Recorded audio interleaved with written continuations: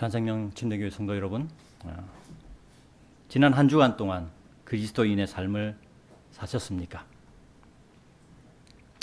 하나님께서 우리 각자에게 인생의 시간을 주셔서 삶을 살게 하신 이유는 어떤 환경에서도 그리스도인의 삶을 살아가라고 말씀하시기 때문입니다.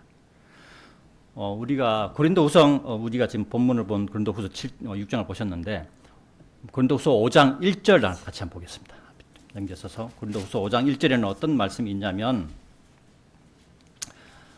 1절, 2절, 3절, 7절, 9절을 보겠는데요. 제가 봉독하겠습니다.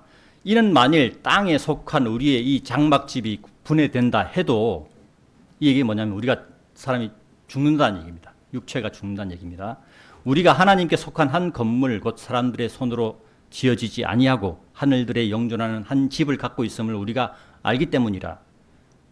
이는 이 장막 안에서 우리가 하늘로부터 내려오는 우리의 집으로 옷 입혀지기를 열렬하게 갈망하며 신화하기 때문이라.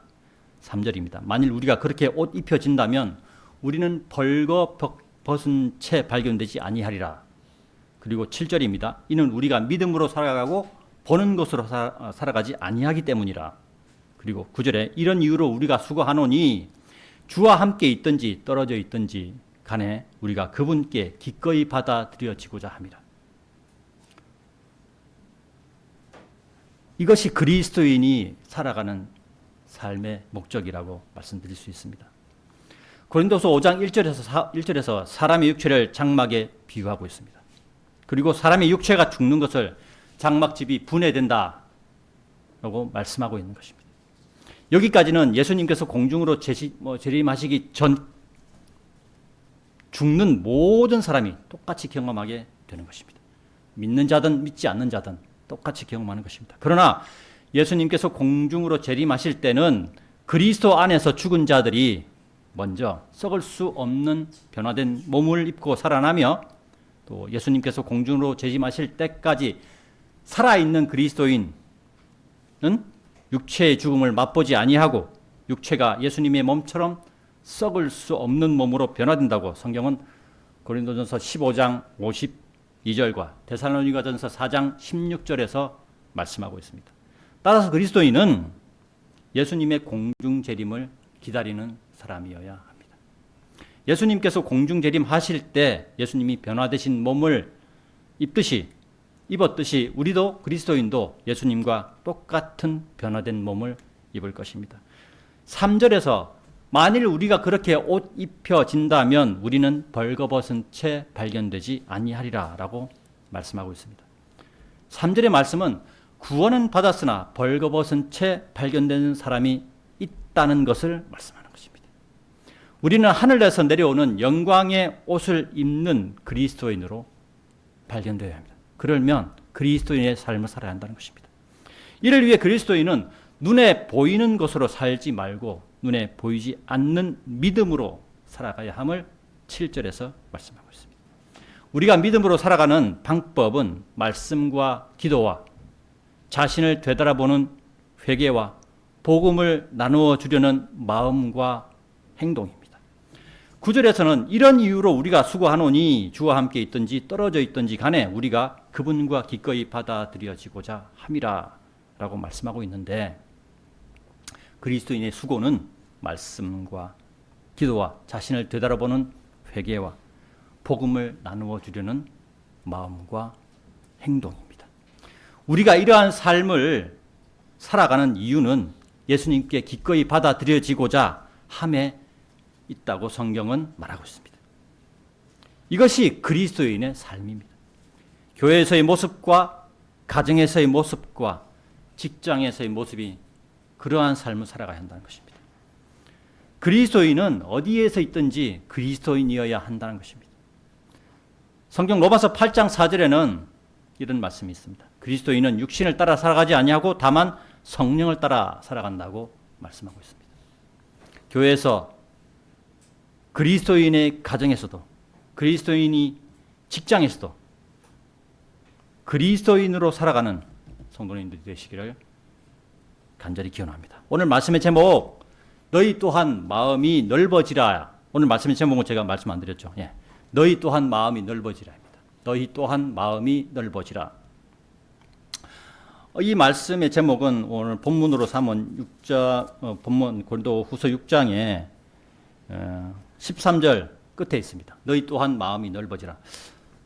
이것을 사도 바울이 고린도 교인들에게 너희 또한 마음이 넓어지라라고 얘기한 이유가 있어요.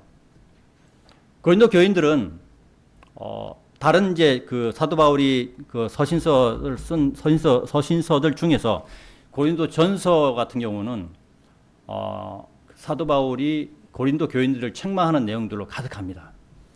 제가 한번 대충 보니까 한 5가지 이상이 적혀 있어요. 잘못한 부분들에 대해서. 그것에 대해서 사도 바울이 마음을 넓히라라고 얘기하는 겁니다. 자, 거기에 대해서 우리 한번 알아보겠습니다. 첫 번째, 믿는 자들 안에서 마음을 넓히자에 대해서 말씀을 드리겠습니다. 믿는 자들 안에서 마음을 넓히자입니다.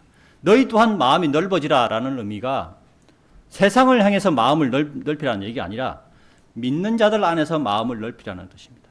본문 11절에서 13절에는 너희 고린도인들아 우리의 입은 너희를 향하여 열려 있고 우리의 마음은 넓어져 있도다. 근데 사도 바울은 고린도 교인들을 위해서 이렇게 쓴 말씀이지만 이 시대를 살아가는 모든 그리스도인들에게도 해당되는 말씀입니다. 너희 천안생명침례교회 그리스도인들아 라고 해석을 하시면 되는 것입니다. 너희는 우리 안에서 좁아지지 않았고 오히려 너희 자신의 내면에서 너희가 좁아졌느니라. 이제 동일하게 보답하는 차원에서 내가 나의 자녀들에게 하듯이 말하노니 너희 또한 마음이 넓어지라. 12절에 너희는 우리 안에서 좁아지지 않았고, 그러니까 이 얘기는 뭐냐면 사도 바울 일행과 사도 바울은 그 고린도 교회의 교인들을 그리스도인들을 바라보는 시각이 편협되거나 마음이 좁아져서 그들을 배척하거나 이런 게 아니었다는 거예요. 그들이 잘못을 저지른 책망을 받았음에도 불구하고 사도 바울은 고린도 교인들을 향해서 마음이 넓혀져 있다는 거예요. 그런데 여기 보면 너희 자신의 내면에서 너희가 좁아졌느니라 얘기하고 있죠. 그 사람은 누구나 있잖아요. 진짜 양심에 화인 맞지 않으면 자기가 잘못한 것에 대해서 알았을 때 마음이 좁아지게 돼 있어요. 그렇죠? 그것을 얘기하는 겁니다. 그래서 사도 바울은 고린도 교회에서 고린도 교인들 그리스도인들에게 책망의 말씀을 많이 했습니다. 그 고린도 교회의 그리스도인들이 잘못하는 그것들이 한두 가지가 아니었기 때문입니다. 그걸 제가 좀 대충 말씀드려보자면 고린도전서 1장 12절에는 누구에게 속한다는 계파를 나누고 있어요. 나는 바울파야. 나는 나는 아폴로에 속한다. 나는 바울에 속한다. 나는 그리스도에 속한다. 막 이렇게 계파를 나누는 말씀이 고린도서 1장 12절에 나옵니다. 그 잘못. 그다음에 또 다른 잘못이 뭐냐면 고린도전서 3장 3절에는 시기와 분쟁과 분열 등의 육신적인 모습을 나타내는 것입니다. 그리고 고린도전서 5장 1절에는 아버지의 아내를 취했다. 이게 뭐냐면 그러니까 나에게 부모가 있을 거 아니에요. 근데 부모 중에서 아버지가 새로운 아내를 맞이한 거예요. 아버지의 본래 아내가 건강상의 이유로 돌아가셨든지 어떤 이유로 돌아가셨든지 어떤 자리를 비웠겠죠. 그래서 그 아버지가 새로운 아내를 취했어요. 그 아내를 이 아들이 취한 거예요. 그걸 보통 우리는 그걸 갖다가 파렴치한 자식이라고 얘기하죠. 그걸 음행입니다. 그 음행을 고린도 교회 그리스도인이 했다는 거예요. 그것을 5장 1절에서 말씀하고 있습니다. 그리고 6장 1절에서 8절에는 교회 내의 문제를 세상의 법정에서 소송으로 끌고 가는 것. 이게 고린도서 6장 1절에서 8절에 나옵니다. 그런데 그리고 이 문제, 그리고 또 하나는 고린도전서 9장 1절에는 사도 바울의 사도됨을 의심하는 그러한 문제가 또 생겨나요. 자, 벌써 제가 말씀드린 것만 5가지죠. 이 중에서 심각한 것도 있습니다. 그죠? 물론 다 심각한 거지만, 고린도전서에서 언급하는 고린도 교회의 잘못이 이렇게나 됩니다. 제가 마지막으로 말씀드린 고린도전서 9장 1절에 사도 바울의 사도됨을 의심하는 이유가 뭐냐면, 사실은 사도 바울은 예수님의 12제자랑 같이 이렇게 다닌 사람이 아니었잖아요. 나중에 예수님께서 직접 사울을 변화시켜서 이방인의 사도로 세워졌잖아요. 그죠? 그러니까 사람들이 의심하는 거예요. 너가 당신이 사도가 맞냐? 라고 의심하는 것입니다. 예, 거기 고린도 교회에서 일어났던 일 중에 몇 가지는 오늘날에도 일어난다는 것입니다. 오늘날에도. 시기와 분쟁과 분열, 오늘날도 일어나고 있죠. 우리 교회도 그렇게 됐었습니다. 그리고 세상의 법정으로 교회의 문제를 끌고 가는 것은, 물론 우리 교회는 그런 일이 없었지만, 우리가 그 전에 봤던 한글 킹제임스 성경 교회 쪽에 어떤 교회는 교회 문제들 갖다가 세상의 법정으로 나가서 대법원까지 그것이 올라간 것으로 제가 얘기 들었습니다. 자, 그런 일들이 일어났습니다. 그리고 현 시대에 그런 일들이 일어나는 거죠. 교회 시대의 마지막 시대의 오늘날에도 이런 것들이 일어난다는 것입니다. 어떻습니까? 당연히 고린도 이 전서와 후서에서 사도 바울이 너희 고린도인들아 라고 얘기하는 것이 우리에게도 해당되는 말씀이라는 것이죠. 사도 바울과 바울의 일행은 고린도 교회를 향해서 우리의 입은 너희를 향해서 열려 있고 우리의 마음은 넓어져 있다고 말하고 있죠. 아까 제가 말씀드린 것처럼. 고린도 교회 구성원들이 그러한 잘못을 저질렀음에도 사도 바울 일행은 그들에 대하여 넓은 마음을 가지고 있다고 말하며 오히려 고린도 교회가 자신들의 잘못으로 인하여 스스로 마음이 좁아졌다고 말하고 있는 것입니다. 그러니까 이제 사람이 죄를 지으면 양심이 있다면 움츠러들게 되죠. 아, 내가 실수했구나. 그러면서 마음이 움츠러드는 상황을 사도 바울은 얘기하는 것입니다. 마음의 좁아짐과 넓어짐에 대해서 말씀을 드리자면 그리스도인이 마주하는 것은 육체의 부분과 영적인 부분으로 나눌 수 있습니다. 그러나 세상에 속한 사람은 육체의 부분만 알 수 있죠. 예수님을 영접하지 않았기 때문에 영적인 부분 전혀 생각하지 않습니다. 몰라요. 따라서 세상에 속한 사람은 영적인 부분이 어떤 것인지 알 수 없는 사람들입니다. 여기서 우리가 성경 말씀을 보겠습니다. 고린도후서 바로 우리 읽었던 바로 윗 구절입니다. 고린도전서 6장 9절과 10절입니다. 제가 봉독하겠습니다. 9절입니다. 그 알려지지 않은 것 같으나 그럼에도 잘 알려져 있고, 자, 여기서 알려지지 않은 것 같으나라는 것은 육체의 부분입니다. 그러니까 육체로 볼 때는 그리스도인이 잘 알려져 있지 않죠. 특히 바른 말씀을 믿는, 바른 말씀대로 살아가는 사람들은 잘 몰라요. 세상에 교회들이 많이 있지만 그들은 바른 말씀이 아닌 변개된 말씀, 변경된 말씀들을 많이 사용하죠. 그리고 오히려 바른 말씀을 사용하는 사람들을 공격합니다. 그러니까 잘 알려지지 않은 것 같으나 그럼에도 잘 알려져 있고, 이 잘 알려져 있고라는 말은 뭐냐면 셋째 하늘, 하나님이 계시는 셋째 하늘에는 우리가 너무 잘 알려져 있다는 얘기예요. 그리고 보라 죽어가는 것 같으나 이것은 육체적인 부분이에요. 이 세상의 눈으로 볼 때 우리는 죽어가는 것 같아요. 사람이 그리스도인이 얼마 되지도 않죠. 세상의 교회들 가보십시오. 휘황찬란하고 삐까번쩍합니다. 특히 가톨릭 정당에 가보면 휘황찬란합니다. 그죠? 근데 뒤에 보면 우리가 살아있으며, 우리가 살아있다는 얘기는 뭐냐면 하늘나라에서 볼 때 우리가 살아있다는 얘기예요. 징계받은 것 같으나 죽임당하지 아니하였고, 오전에 말씀에서 그 프랑스의 남부지방에 있던 성경대로 믿는 사람들을 가톨릭이 죽이기 위해서 십자군을 편성해서 죽였다고 얘기하셨죠. 집사님께서. 그 성경대로 믿는 사람들, 세상으로 보면 그 사람들 징계받은 거예요. 그러나 하늘에서 볼 때는 죽임당하지 않았어요.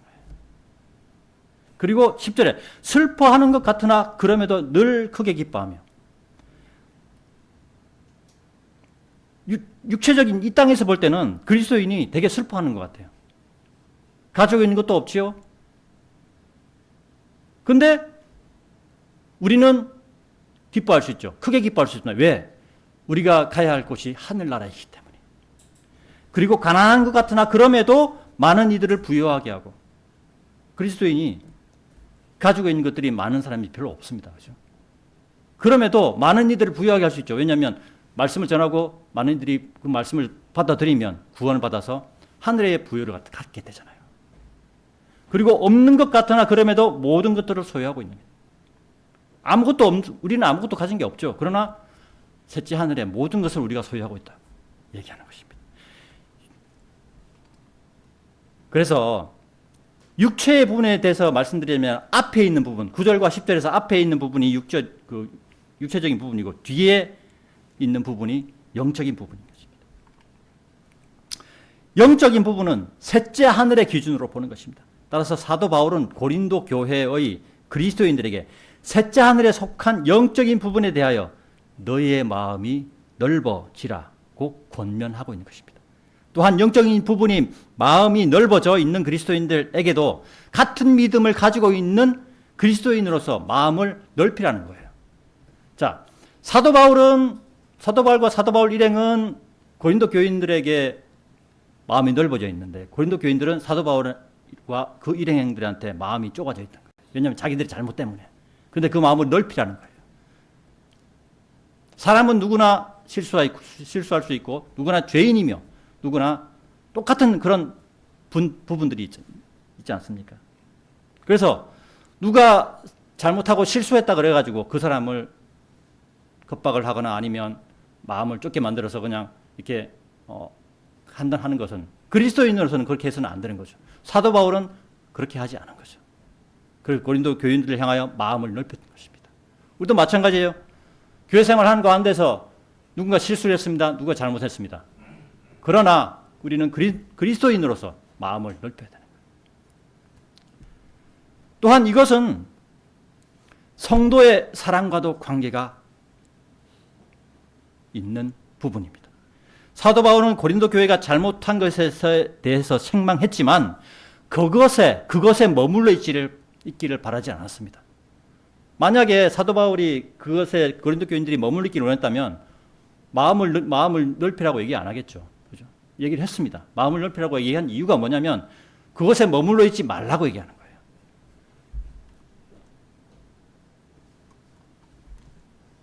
12절에서 너희는 우리 안에서 좁아지지 않았고 오히려 너희 자신의 내면에서 너희가 좁아졌느니라 라고 고린도 교회 구성원들의 상태를 말씀하고 있는데 너희 자신의 내면에서 너희가 좁아졌느니라 라는 말씀은 잘못을 범한 자의 심리 상태를 나타낸다고 말씀드릴 수 있습니다. 잘못한 것에 대해서 계속 머물러 있다면 다시 잘못을 범할 수 있고 결국 그 잘못에서 헤어나오지 못하는 인생이 될 수 있기 때문에 언급한 것으로 볼 수 있습니다. 똑같은 잘못을 계속 반복할 수 있다는 것이에요. 그래서 사도 바울은 13절에서 사도 바울 일행이 고린도 교회에 관하여 영적으로 넓은 마음을 보이는 것처럼 고린도 교회도 사도 바울 일행에게 영적으로 넓은 마음을 가지라고 권면하는 것입니다. 교회 시대의 마지막 때인 라오디케아인들의 교회 시대를 살아가는 성도 여러분, 우리도 고린도 교회의 성도들처럼 잘못을 범할 수 있습니다. 중요한 것은 잘못을 범한 것에 머물러 있어서는 안 된다는 것입니다. 잘못한 것에 마음이 움츠러들고 그리스도인 행동이 나오지 않는 것은 마귀가 바라는 것입니다. 사도 바울은 이런 문제에 대하여 눈에 보이는 육체의 부분에는 마음을 좁혀서 우리의 마음에 그런 것들이 들어오지 못하게 못하게 막고 영적인 부분에는 마음을 넓혀서 셋째 하늘에서 보는 기준으로 우리가 잘 알려져 있고 살아있으며 죽지 않았고 항상 크게 기뻐하고 많은 형제들에게 부요함을 주고 셋째 하늘의 모든 것을 가지고 있다는 것을 알고 영적으로 마음을 넓히라는 그러한 해답을 사도 바울은 우리에게 제시하고 있다는 것입니다. 성도의 사랑과 함께 영적인 마음을 넓히는 우리 천하생명 침례교회 성도 여러분들이 되시기를 기원합니다. 오늘 말씀의 제목 너희 또한 마음이 넓어지라에 대하여 두 번째, 불신자와 함께 할 수 있는 부분은 아무것도 없다에 대해서 말씀드리겠습니다. 불신자와 함께 할 수 있는 부분은 없다. 본문 14절과 18절에 이 말씀인데 제가 한번 읽어보겠습니다. 너희는 믿지 않는 자들과 더불어 공평하지 않게 멍에를 같이 매지 말라. 그러므로 의가 불의와 함께 무슨 교제가 있겠느냐? 그리고 빛이 어둠과 함께 무슨 교감이 있겠느냐? 또 그리스도께서 벨리알과 무슨 화합이 있겠느냐? 또 믿는 자가 불신자와 어떤 부분을 함께 하겠느냐? 그리고 하나님의 성전이 우상들과 어떤 조화를 이루겠느냐? 이는 너희가 살아계신 하나님의 성전이기 때문이라. 하나님께서 이같이 말씀하신 것과 같으니라. 내가 그들 가운데 거하고 그들 가운데 다니겠노라. 그리고 나는 그들의 하나님이 되겠으며 그들은 나의 백성이 되리라. 주가 말하노라. 이런 이유로 너희는 그들 가운데 나와서 분리하라. 또한 그 불결한 것을 만지지 말라. 그리하면 내가 너희를 영접하겠노라. 또한 내가 너희에게 한 아버지가 되겠으며 너희는 나의 아들들과 딸들이 될 것이라. 전능한 주가 말하노라. 그리스도인은 이 세상에서 구원받은 자로서 이 세상에 속한 자들이 아닙니다. 그러니까 여러분들은 이 세상에 속한 자들이 아니에요.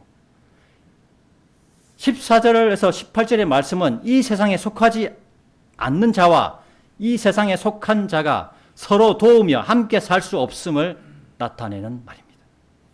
믿는 자가 믿지 않는 자와 함께 한다면 그리스도인의 생활 방식을 유지하기 어렵게 됩니다. 이유는 믿는 자는 셋째 하늘에 속한 자이고 믿지 않는 자는 땅에 속한 자이기 때문입니다. 셋째 하늘에 속한 자는 하나님의 말씀으로 사는 사람이고 땅에 속한 자는 이 세상의 왕이며 죄의 근원인 마귀 사탄의 지배하에 사는 사람입니다.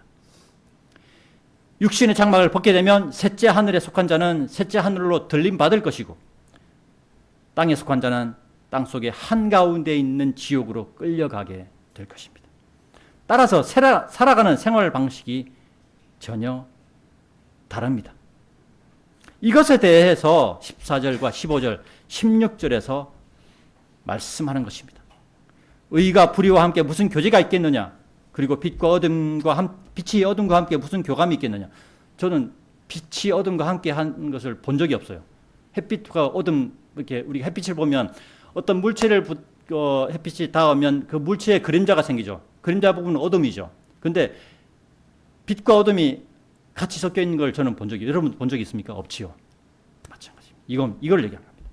또 그리스도께서 벨리알과 무슨 화합이 있겠느냐? 또 믿는 자가 불신자와 어떤 부분을 함께 하겠느냐? 하나님의 성전이 우상들과 어떤 조화를 이루겠느냐? 이는 너희가 살아계신 하나님의 성전이기 때문이라. 예화를 들면 제가 옛날에 믿지 않는 자와 동업을 한번 한 적이 있었습니다. 근데 그때 너무 어려웠어요. 생각하는 것이 완전히 달라요. 저는 주일 되면 무조건 교회 가서 예배를 드려야 됩니다. 근데 그 사람은 예수님을 모르는 사람이었기 때문에 주일도 나와서 막 일하려고 그래요. 그러면 동업을 하니까 똑같이 이렇게 맞춰줘야 되잖아요. 그럼 거기서 막 짜증이 나기 시작하는 거예요. 그런 것들을 경험한 적이 있습니다. 그래서 믿는 자들 가운데서도 동업하는 게 쉽지 않아요. 근데 믿지 않는 자와 같은 동업을 한다? 그것은 제가 볼 때는 자살행위다. 하고 그거와 같다. 자살행위까지는 자살의 상황에까지는 가지 않겠지만 그렇게 극한의 상황까지 간다. 그래서 저희가 경험한 적이 있습니다. 그리스도인의 몸은 변화받기 전까지 살아계신 하나님의 성전이라고 말씀하고 있습니다. 그래서 그리스도인은 자신의 몸에 술을 붓거나 담배를 피워서 연기를 마시게 하거나 마약 등의 신체를 훼손하게 하는 행동을 하면 절대로 안 되는 것입니다. 그리고 우리의 입으로 욕설을 내뱉어서도 안 되는 것입니다. 왜냐하면 우리의 몸이 변화받기 전까지 우리의 몸은 하나님의 일을 감당해야 하는 몸이기 때문입니다. 내가 내 입으로 술을 마시고 담배를 피고 이상한 행동을 하면서 또 내 입에서 또 거친 말이 나오는 것을 그 입을 사용해서 그 사람한테 예수 그리스도를 전할 수가 있겠습니까? 못 전해요. 그렇기 때문에 우리는 우리의 몸을 조심해야 된다.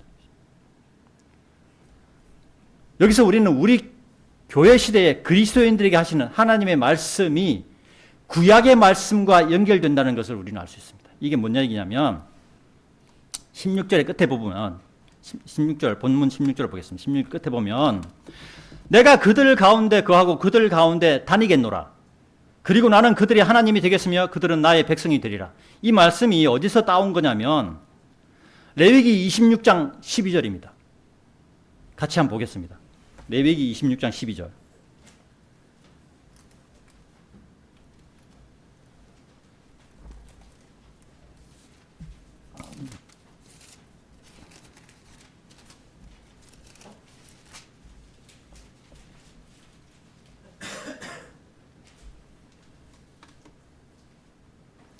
자, 찾으신 줄 알고 봉독하겠습니다. 그리고 나는 너희 사이를 거닐며 너희의 하나님이 되겠으니 너희는 나의 백성이 되리라. 그렇죠? 같은 말이에요. 그렇죠? 그리고 이제 제가 이건 읽어드리겠는데 느헤미야 9장 2절에는 이런 거 있습니다. 그리고 이스라엘의 씨가 모든 타국인들로부터 자신들을 분리하고 얘기 나오죠. 그리고 이거는 17절의 분리와 관련된 말씀입니다. 그리고 이사야서 52장 11절에는 너희는 떠나라, 너희는 떠나라, 너희는 거기서 나가라, 불결한 것을 만지지 말라. 이것도 17절에 불결한 것과 관련이 있는 말씀입니다.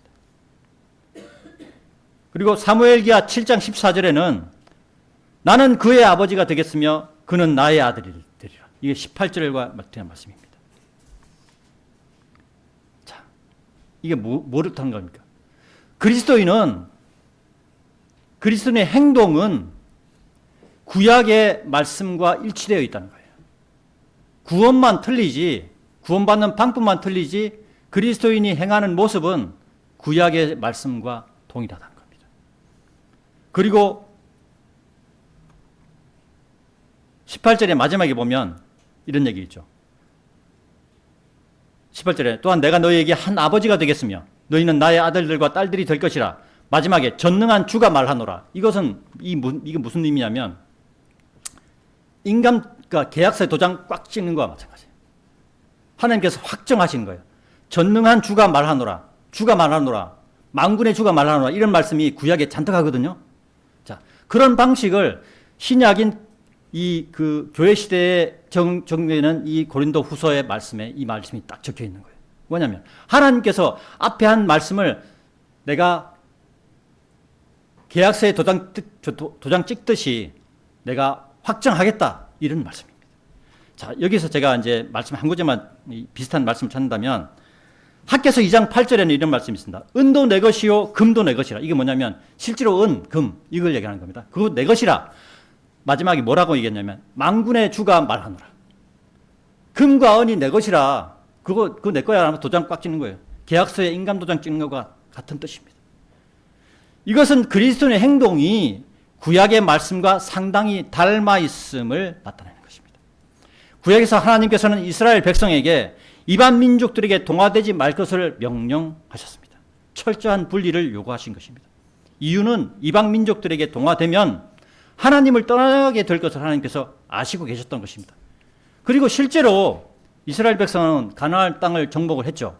그런데 문제는 완벽하게 정복을 못했습니다. 중간중간에 이방인 민족들이 남아 있었어요. 그것이 나중에는 이스라엘 백성에게 독이 되죠. 이스라엘 백성이 그 이방 민족들을 따라가게 됩니다. 그리고 이스라엘 백성은 결국은 어떻게 됩니까? 북이스라엘은 아시리아에 멸망하고 남유다는 바벨론에 멸망하는 결과를 가져옵니다. 그것이 무엇이냐? 분리하지 못했기 때문에 그런 일이 벌어진 것입니다. 오늘 말씀의 결론입니다. 교회 시대의 그리스도인들에게는 구원이라는 값없는 선물을 주셨습니다. 구약 시대의 구원은 그 사람의 행동과 밀접한 관련이 있었습니다. 그렇게 행동해야 구원이 주어졌어요. 그렇게 행동하다가도 중간에 죽기 전에 또 다른 행동을 해버리면 반대적인 행동을 하면 구원이 떠나버려요. 성령님께서 떠나버리기 때문에. 그런데 교회 시대의 그리스도인에게는 구원이 영원히 정해져 있습니다. 한 번 구원은 영원한 것이라고 말씀하시죠. 그 값없는 선물입니다. 그리고 오늘 본문의 말씀인 고린도후서 6장 11절에서 18절의 말씀은 구원에 머물러 있지 말고 마음을 넓혀 영적인 은혜를 소유하라고 말씀하는 것입니다. 영적인 부분에 대하여 마음이 넓어지는 것은 고린도 교회의 그리스도인들뿐만 아니라 교회 시대의 마지막 시대를 살아가는 우리도 성도 간의 교제에서 반드시 적용해야 하는 말씀인 것입니다. 고린도전서 12장 31절과 13장 1절은 13장은 뭐죠? 사랑장이라고 얘기하죠. 이 믿는 자들 안에서 마음이 넓어지는 방법을 소개하고 있다고 저는 생각합니다. 마지막으로 같이 한번 찾아보겠습니다. 고린도전서 12장 31절과 13장 1절입니다.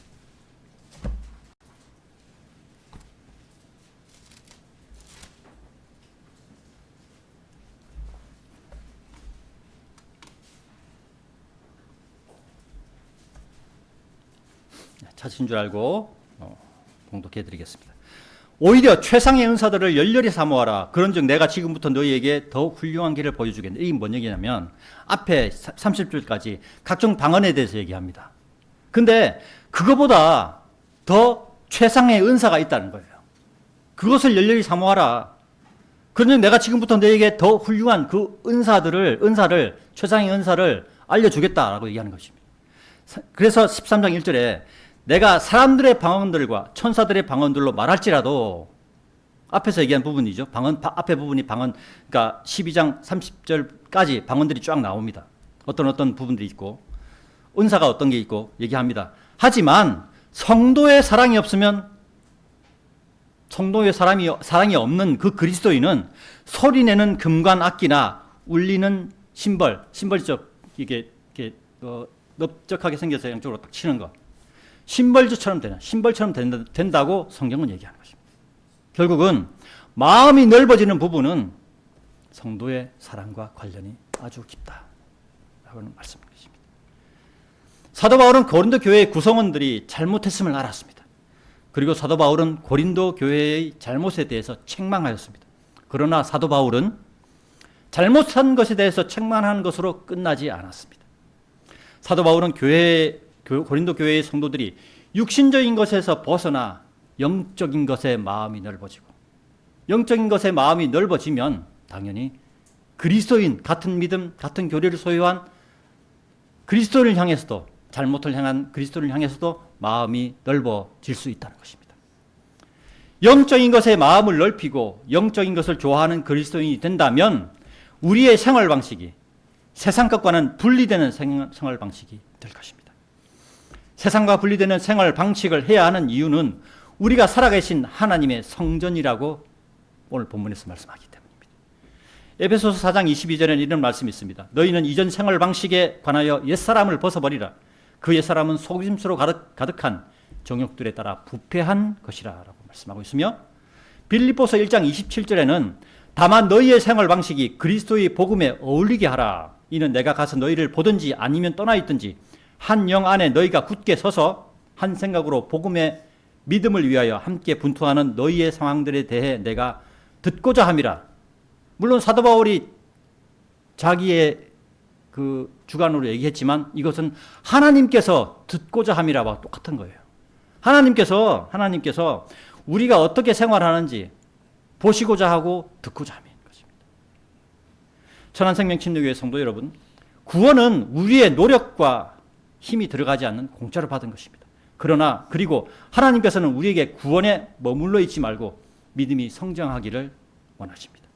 우리가 믿음이 성장해야 하는 이유는 믿는 자의 입을 통한 복음 선포의 어리석음으로 믿는 자들을 구원하는 것이 하나님을 기쁘게 해 드렸느니라 라고 고린도전서 1장 22절에서 21절에서 말씀하기 때문입니다.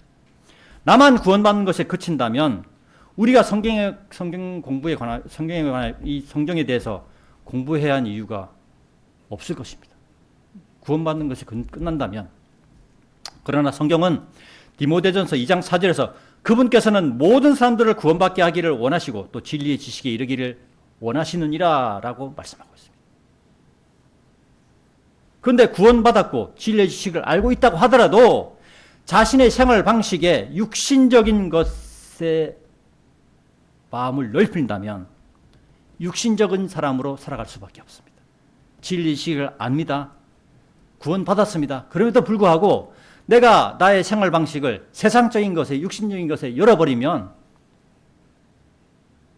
육신적인 사람으로 살아갈 수밖에 없다는 것입니다. 천안생명 침묵의 성도 여러분, 구원받은 자로서 진리의 지식을 알아가는 자로서 성도를 사랑하는 마음으로 영적인 것에 마음을 넓히는, 그리고 같은 믿음, 같은 교리를 소유하고 있는 형제 자매들에게 마음을 넓히는 그러한 삶을 살아가시기를 간절히 기원하며 오늘 설교를 마치도록 하겠습니다. 네, 이상으로 2025년 12월 20일 주일 오전 설교를 마치도록 하겠습니다. 이어서